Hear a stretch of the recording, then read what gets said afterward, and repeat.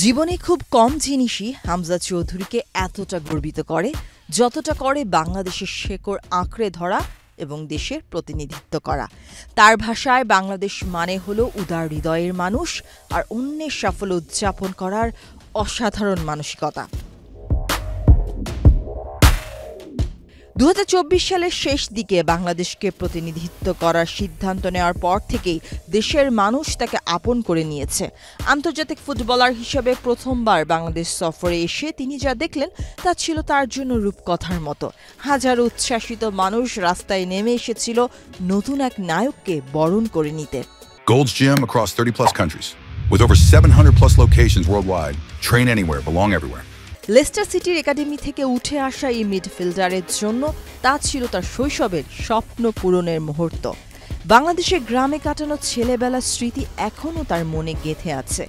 FA cup জয়ী midfielder বর্তমানে Leicester সিটির senior স্কোয়াডের গুরুত্বপূর্ণ সদস্য হলেও বাংলাদেশের হয়ে খেলা তার ক্যারিয়ারে এক নতুন মাত্রা এনে দিয়েছে। এ দায়িত্বকে তিনি গর্বের সঙ্গেই গ্রহণ করেছেন। তিনি চান জাতীয় দলের অন্যদের সঙ্গে কাঁধে কাঁধ মিলিয়ে বাংলাদেশের ফুটবলকে এগিয়ে নিতে, নতুন প্রজন্মকে অনুপ্রাণিত করতে। মাঠের বাইরে তার আনন্দের বড় উৎস নিজ সন্তানদের বাংলাদেশের সংস্কৃতির স্বাদ দেওয়া। অস্ট্রিয়ায় প্রাক মৌসুম প্রস্তুতি নিচ্ছে লেস্টার সিটি। সে ক্যাম্পে দেখা যায় বাংলাদেশের পতাকা, যা তার সঙ্গে দেশের মানুষের আত্মিক বন্ধনেরই প্রতিফলন।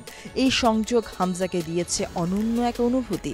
চলতি বছর গ্রীষ্মে ভুটানের বিপক্ষে বাংলাদেশের জার্সিতে অভিষেক গোল পান হামজা, যা তার জন্য বিশেষ মুহূর্ত। হেড থেকে আসা এই গোলটি বিস্মিত করেছে লেস্টার সিটি সতীর্থদের। ফুটবল নিয়ে দেশের মানুষের আগ্রহ নাড়া দিয়েছে হামজাকে।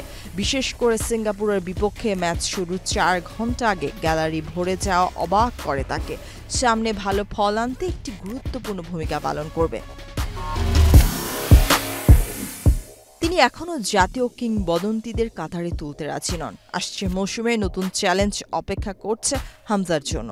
নতুন কোচের পরিকল্পনায় চ্যাম্পিয়নশিপ থেকে লেস্টারকে প্রিমিয়ার লিগে ফেরানোর চ্যালেঞ্জ তার সামনে। এজন্য ইতিবাচক ফুটবলে চোখ তার। সর্বোপরি তার কাছে ইংল্যান্ডে খ্যাতি পাওয়া যায়, কিন্তু বাংলাদেশের ভালোবাসা অন্যরকম।